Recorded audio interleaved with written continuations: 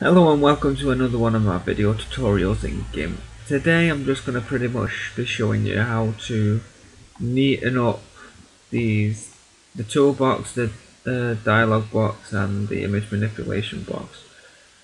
Just to put it all into one box so it just all looks a little bit more neat and a little bit more user friendly. So with that said, let's just jump straight into it.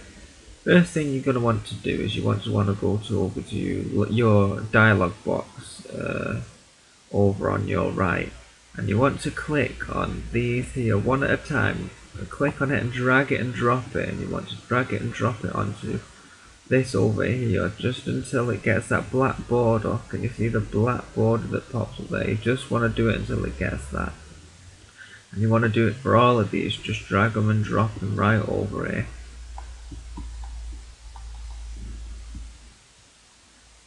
Now if you drop one, don't worry. If you're pulling one out like this and you drop it, still do it. But if you drag one out and you drop it like that, don't worry, you can just grab it here just like this and just move it over there. Now also, when you come over here like this, you notice you're going to be running out of space, but if you just put it right onto the top of one of these pictures like that, it'll just be fine, it's okay, it'll just go exactly the same place as before. Just continue to drag and drop all these out like this.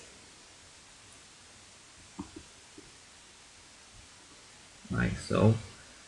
Now also, for this last one, once you take it out, it's going to make this dialog box completely disappear. As you move it over to there, it's going to make it completely disappear. You see, now also, just to bring up another fact, that if you do have something like this up, you've dragged it out and the dialog box has disappeared and you've got this little smaller dialog box, if you click close on one of those, don't worry, you can get it back. If you go into your tools, and if you go into it might not be in tools, it might be in something else, just give me a second just to find it.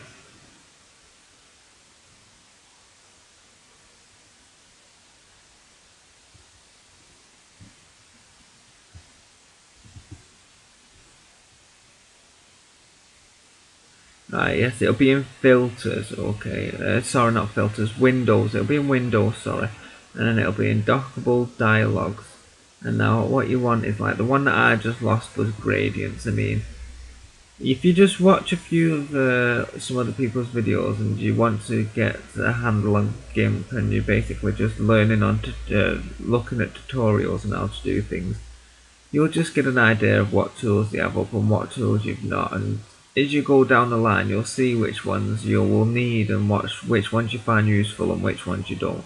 Because I find gradients quite useful, so what you want to do is you want to just the dockable dialog box and click gradients, and it'll bring that box up again that you closed before. It's not the same box, it's just created a new one. So if you click on it, like I was saying, if you click on it and you just continue to drag and drop it over here, like so, and then once that's done, you're pretty much gonna have these arrows here, and it's gonna filter through these, and that's not very convenient for image manipulation, but it don't really matter at this moment in time because we're pretty much going to be putting it into this one box here anyway. So in order to just sort that out, if you just grab the edge of the tools box and if you just stretch it out just until those arrows have gone, like they have right there, they're no longer there. And I'm just going to shrink my box down just so it fits in the screen.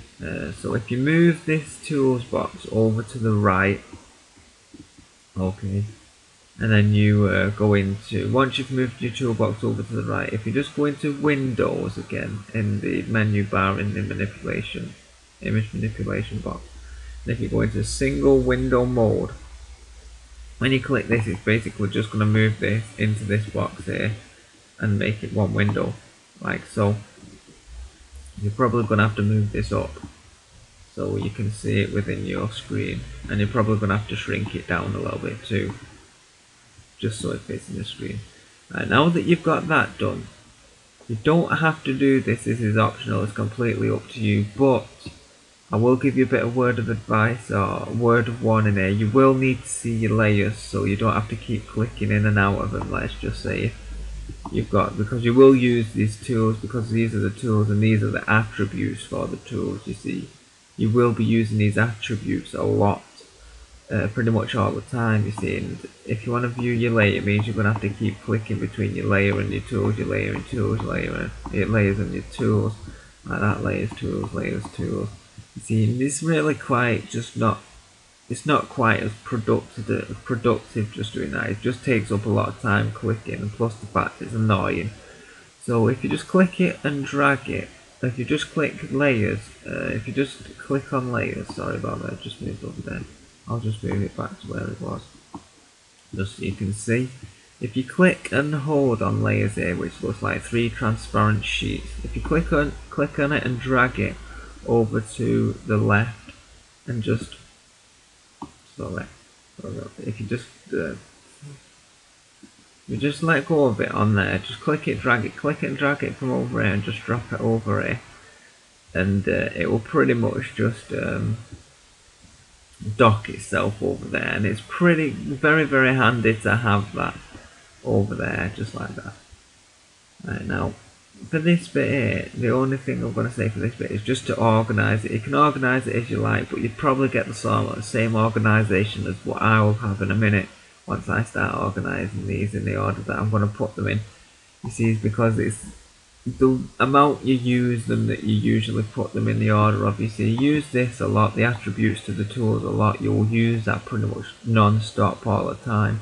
You see, and then for me it's pretty much brushes, and then it's the undo history, and then you see paths, and the rest of these aren't used too often, but yeah, do get used, and then it'll be probably with the paths, the gradients, and then the patterns, and then the channels. You see, and that's just pretty much it. It's pretty much the end of this video, and it's just to organise it, it's just to demonstrate that. Get it all basically all neat, tidy, and easy to follow and easy for you to do, and just make it a lot more clear and know what's what and what's where. So this is the end for this tutorial, and thank you for watching.